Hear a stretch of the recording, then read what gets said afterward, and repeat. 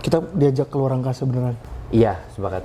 Itu gue sepakat. Kayak apalagi nontonin di Screen X gitu, terus kayak, mungkin biasnya adalah karena gue menikmati filmnya, gue jadi nggak ngerasa ada plot holes gitu. Jadi kayak lu bukan nggak peduli, jadi kayak ke distract karena udah menyenangkan, jadi nggak ngelihat ini bagusnya gimana harusnya gitu. Lu nggak mikir ke gitu, sana kayak maksudnya skripnya bagus, screenplaynya bagus, kayak wah udahlah gitu, santailah gitu.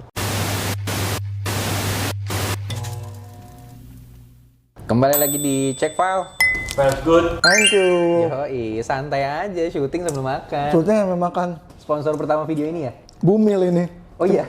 Cemilan orang hamil punya bini gua. Gitu. Berarti bukan sponsor? Bukan, ini sponsor Bukan, kita. ini sponsor kita? Nggak kelihatan tapi. Sponsor pertama gitu kan? Sponsor pertama Nippon Paint, terima kasih. Iya, terima kasih banyak Nippon Paint atas 0 rupiah yang diberikan kepada kita ya.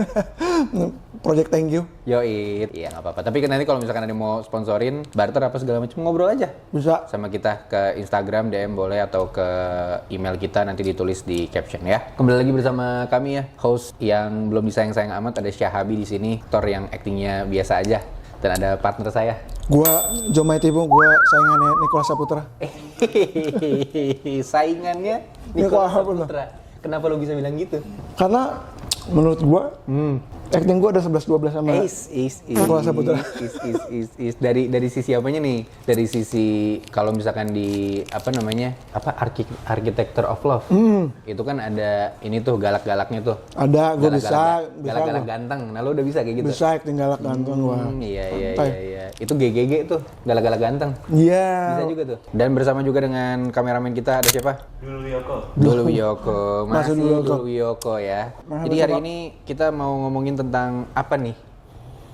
Kita mau ngomongin Fantastic Four. Fantastic Four. The First Steps. The First Steps. Ini masih tayang di segala macam bioskop kesayangan kalian ya. Jadi silakan aja ditonton, semoga editingnya nyampe dan bisa muncul ketika filmnya juga masih ada. Tapi kalaupun udah turun bakal tayang di OTT juga kan? Gua nggak tahu ya, karena fun fact-nya film ini. Nah, ini fun fact pertama nih, udah masuk nih fun fact nih. Disney ngebeli sebagian besar saham Marvel dan segala macamnya tuh, termasuk ya film, series gitu-gitu deh. Ya. Nah, Marvel baru aja dapetin lagi nih Fantastic Four. Makanya Fantastic Four si First Step ini tayang atas nama Marvel nih. Jadi nggak tahu ya bakal tayang di Disney Plus apa enggak ya. Gue kayaknya sih ada beberapa filmnya Marvel yang nggak tayang sampai sekarang di Disney Plus gitu. Dan belum ada di OTT lain.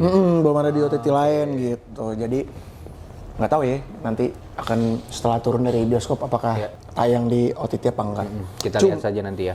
Cuma di sini gue sama Abi mau ngebahas opini kita. Betul. Kita kemarin menonton bersama. Betul. Gue sama Abi nonton bareng, nggak sama Dul karena Dul lebih memikirkan duniawi, dia kerja. Walaupun nonton Fantastic Four juga duniawi ya. Iya. Tapi kagak ada hubungannya sama surga lu dan surga gua.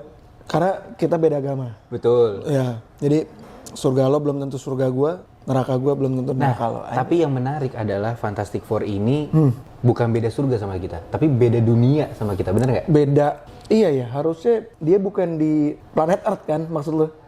Karena di Earth yang berbeda kan. Dia Earth 833 apa? Nah, ini gue nggak ngerti nih, karena disclaimer dulu, gue bukan penonton Marvel.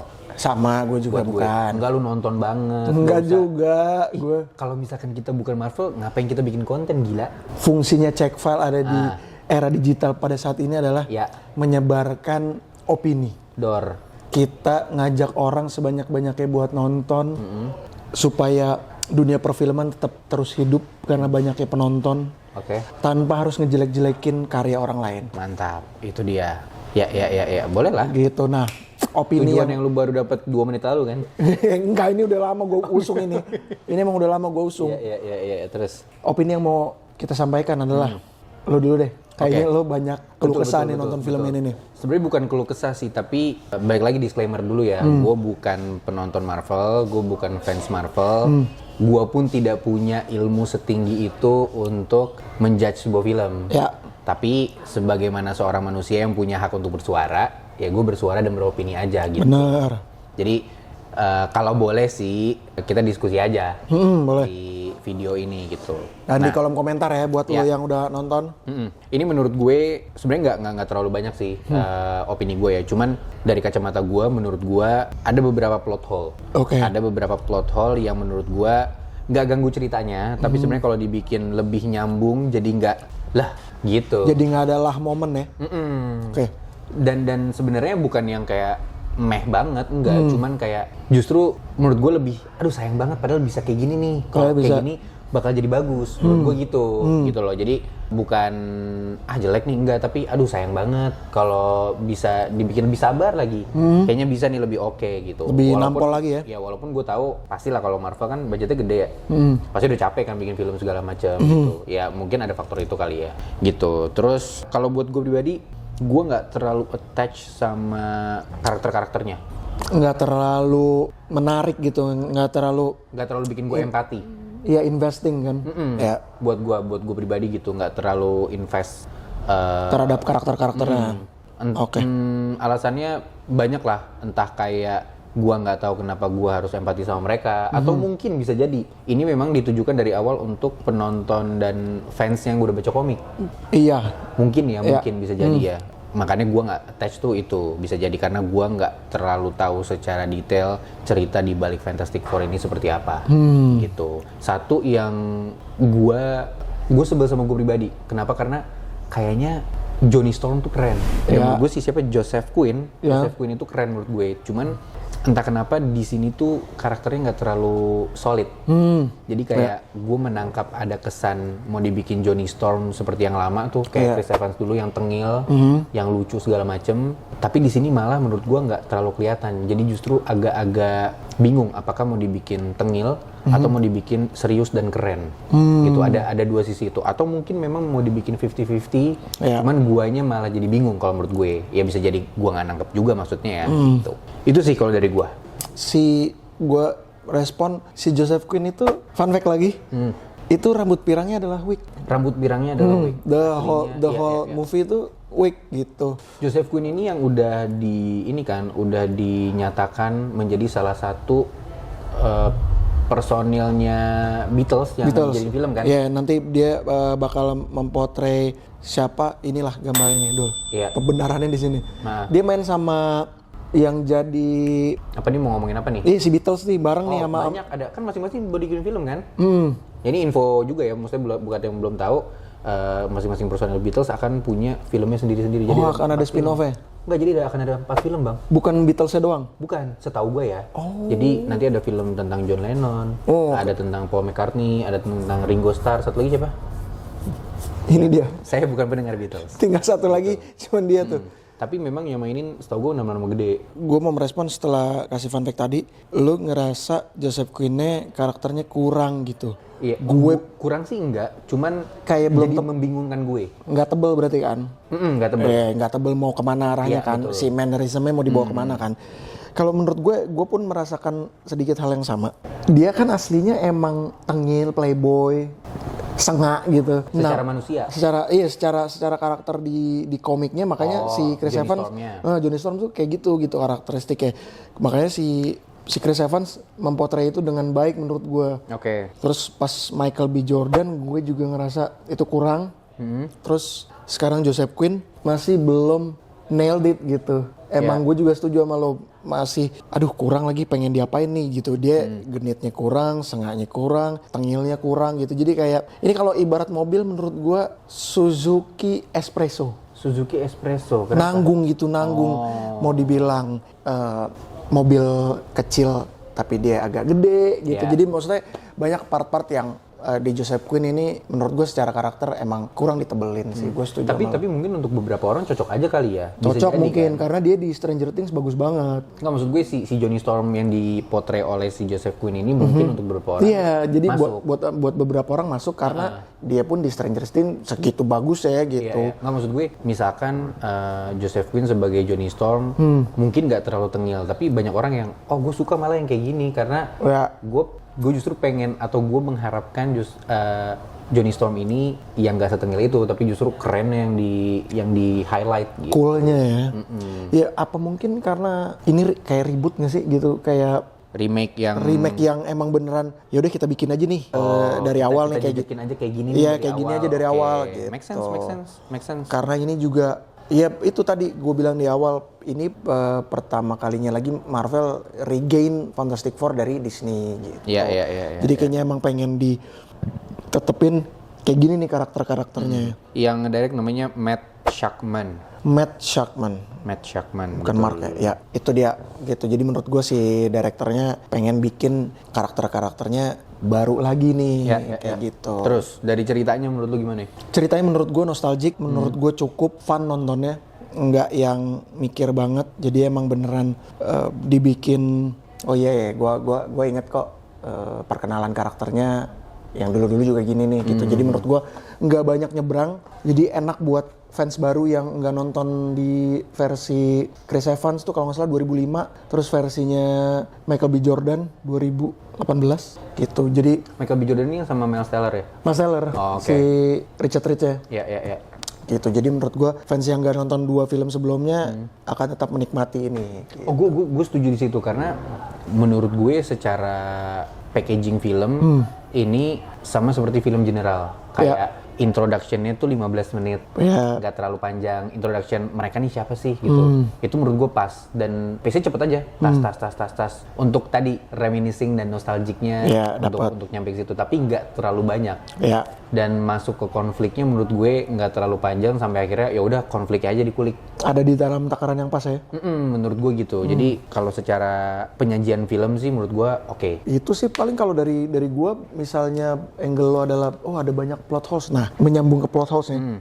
Plot holes yang lo terima mungkin penonton di rumah juga nerima gitu. Menurut gue ini salah satu ide awal kita bikin Check File. Apa tuh? Oh, memanage ekspektasi gitu. Jadi menurut gue alasan kenapa film ini dibuat tuh karena untuk mengenalkan kembali kan ada Fantastic Four gitu. Terus setiap filmmaker tugasnya hanyalah memenuhi ekspektasi penonton. Film gak bakal ada habisnya tuh, Bi. Maksudnya nggak ada habisnya tuh kayak dibikin kayak gini tetap salah, dibikin kayak gitu tetap salah. Jadi kayak emang mungkin ada juga yang setuju. Enggak kok Bang, gue nggak ngerasa ada plot hole. Gitu. Jadi bisa jadi. Menurut gue buat lo dan Abi di sini yang ngerasa aduh ada plot holes lagi, ya itu karena gue di awal kita jauh sebelum kita nonton gue bilang kan manage ekspektasi benar. Jadi kita nggak kecewa-kecewa amat ketika ekspektasi kita nggak nyampe. Kayak tadi kan lo ngerasa aduh ceritanya harusnya ditebelin di sini akan lebih ger lagi nih kalau ditebelin. Nah cuman kan si direkturnya nggak membuat itu gitu. Jadi menurut gue nggak ngerasa adanya plot holes karena emang gue menikmati, gue nostalgic sama film ini gitu. Jadi kayak gue oke kok gitu. Oke, lanjut apa lagi yang pengen lu sampaikan? Yang pengen gue sampaikan karena kita dari tadi mention sutradara, jadi gue lupa namanya siapa. Tapi sebenarnya internet pengen sutradaranya Fantastic Four The First Steps adalah si orang ini nih. Karena dia tuh udah terkenal bikin film-film superhero kayak Incredibles dia yang bikin, Toy Story 3, Toy Story 4 dia yang bikin, Mission Impossible yang keberapa gitu gue lupa, itu dia yang bikin. Jadi kayak orang-orang, wah kalau Fantastic Four The First Steps harus dibikin, sutradaranya enakan dia nih, gitu. Karena udah pengalaman lah bikin, dia bikin Ratatouille juga. Jadi dia udah akrab sama film-filmnya Disney, terus ya lebih cocok nih kalau dia yang bikin. Lagi-lagi ekspektasi penonton ketinggian, dapatlah si sutradara Matt Shakman ini nih gitu. Jadi ya menurut gue siapapun yang garap udah dipercaya lah sama Marvel gitu. Jadi kayak udah proof kok ini sama Kevin Feige-nya juga. Jadi kayak bener. Klik lah ini, gue untuk konteks lo yang pertama ya, gitu. Itu sih gue. Dari lu pribadi, apa yang mau lu sampaikan tentang film ini? Film ini harus jadi series. Film ini harus jadi series. Satu season aja, entah 8 episode, entah 12 episode, tapi emang beneran jadi series. Maksud gue, series ini muncul sebagai the first steps, beneran ini langkah pertamanya Marvel regaining Fantastic Four. Ya udah dijadiin seriesnya meledak, baru filmnya tayang. Kalau dari gua sih so far itu sih perasaannya. Filmnya tayang ini maksudnya gimana? Fantastic Four-nya? Film Fantastic Four-nya kan penonton udah dijabarin nih. Fantastic Four nih jumlahnya 4 orang, kebisaannya ini nih, kejadiannya begini, udah selesai, set, baru tayang filmnya.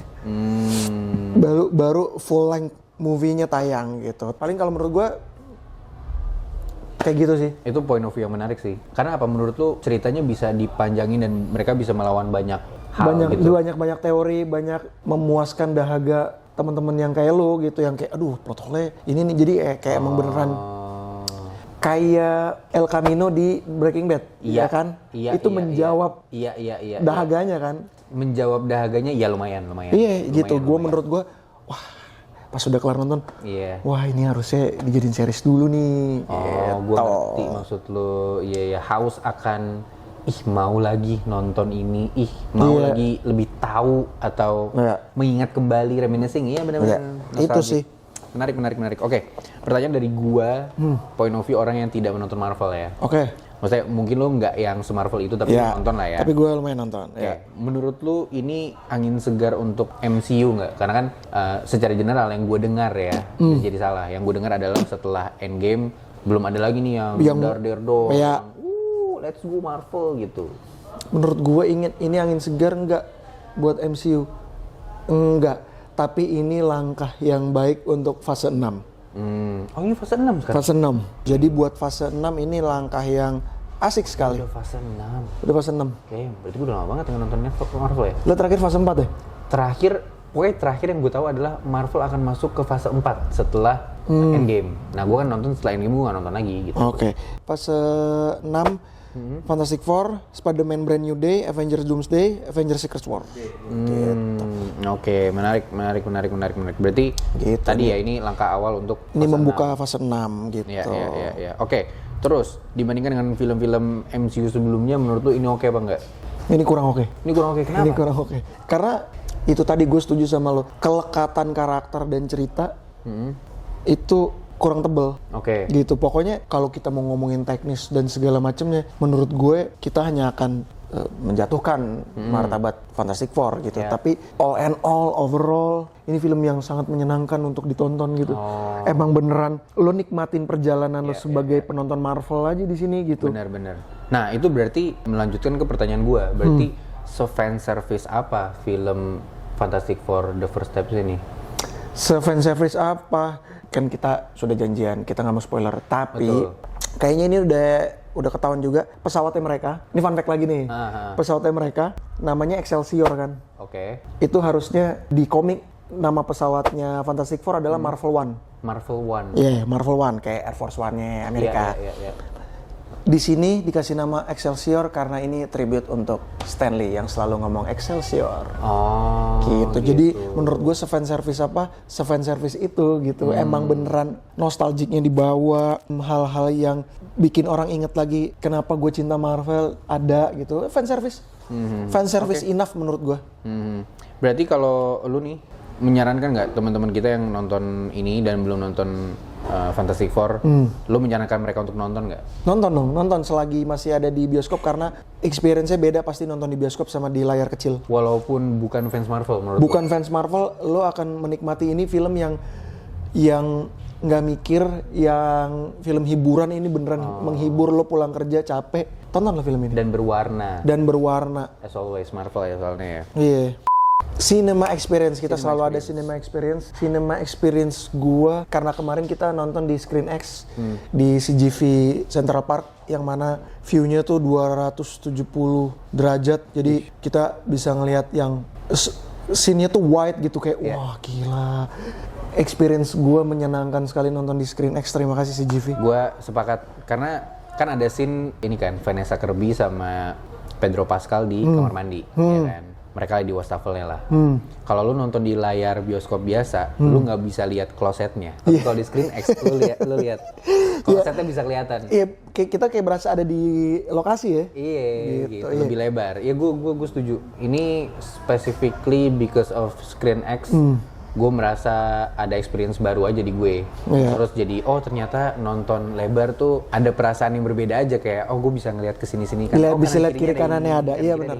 Gitu. Itu sih. Tapi untuk menjawab yang beneran cinema experience, gue suka banget itu tadi ketika lo bilang pengenalan karakternya 15 menit terus dijalanin gitu X1, X2, X3-nya wah terasa pas gitu. Iya. Terasa pas, nggak kelambatan, nggak kecepetan, terasa pas menurut semuanya. Gua kalau ngomongin pace-nya pas banget.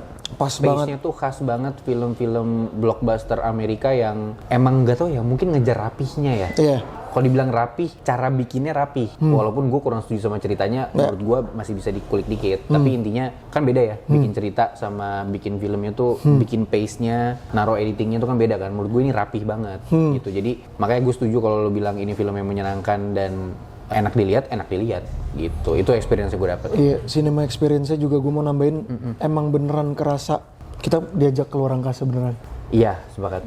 Itu gue sepakat. Kayak apalagi nontonin di Screen X gitu, terus kayak mungkin biasanya adalah karena gue menikmati filmnya, gue jadi nggak ngerasa ada plot holes gitu. Jadi kayak lu bukan nggak peduli, jadi kayak ke distract karena udah menyenangkan, jadi nggak ngelihat ini bagusnya gimana, harusnya gitu. Lu nggak mikir ke sana gitu, ya. kayak maksudnya skripnya bagus, screenplaynya bagus, kayak wah udahlah gitu, santailah gitu. Itu sih jadi cinema kalau experience. yang buat hiburan ya mungkin cocok buat mereka ya. Ini cocok nih buat hiburan. Ya. Oke, pertanyaan terakhir. Ini pertanyaan nyebelin. Yang selalu ada di check file. Yoi. Tanpa spoiler, di post credit itu ada sesuatu. Nah, pertanyaan gue adalah, yang ada di post credit itu pakai aktor beneran atau body double? Nah, menurut lo gimana? Menurut gua kalau pakai aktor benerannya kan mahal. Betul. Jadi udah pasti body double. Body double menurut lo? Cuman gue takut nih, Marvel suka kayak gini nih, bener-bener ditutup, ternyata ternyata nanti beneran aktor aslinya lagi. Kalau menurut lo? Menurut gue body double. Body double ya, sama kita body double. Tapi menarik sih, setelah lu bilang bisa jadi nanti Marvel soalnya suka begitu tuh. Misalkan scene yang di itu, yang di post credit. Shotnya cuma sampai sini. Ternyata nanti ada di filmnya. Nah gitu kan? ntar di filmnya yang nanti kita akan tonton di tahun depan kalau nggak salah. Scene itu kameranya dijalanin. Iya, scene sama. Anjing itu tebakan kita gitu. Iya benar, itu bisa sih. jadi sih. Tapi tidak menutup kemungkinan juga scene-nya dibikin lagi sesuai sama filmnya nanti. Iya, which is pakai si aktor utamanya. Ya bisa jadi. Ada dua kemungkinan. Either emang ya udah nih bikin dulu aja deh pakai body double gitu kan. Nanti yang setelahnya kita bikin scene yang sama aja tapi dengan aktor yang sebenarnya. Atau emang udah dibikin dari kemarin nih. Ya udah kita bikin panjang ada lanjutannya tapi yang ini dipakainya cuman beberapa detik pertama gitu. Gue lebih setuju yang itu lagi. Yang kedua? Iya, gue yakin. Berarti lu beda sama gue dong. Enggak, maksud gue kalau lo ngegambarin kayak gitu, terus tadi gue juga udah bilang kan, Marvel tuh biasanya kayak gitu tuh. Dibikin orang mikir, enggak itu mah bukan. Tiba-tiba dijawab. Beneran ternyata. Berarti menurut lu tebakan lu bukan pakai body double dong. Enggak, tapi aktor asli. Maksud gue, tebakan asli gue adalah body double. Oke. Terus tapi gue tahu. Tapi tidak menutup kemungkinan. Tapi tidak menutup kemungkinan karena gue tahu Marvel suka begitu tuh. Iya, menarik. Tapi jawaban asli gue gue pakai body double. Coba nanti penonton yang emang sudah menonton punya pendapat juga kira-kira opsi yang mana? Opsi yang pertama atau opsi kedua ya? Opsi kedua. Kalau tulis di kolom komentar. Yes. Dan itu aja video kali ini tentang Fantastic Four. Kalau misalkan ada pendapat silakan tulis di kolom komentar. Kita diskusi bareng entah di YouTube atau di sosial media. Kita ketemu di episode berikutnya, oke? Tips. Thank you. Sampai jumpa.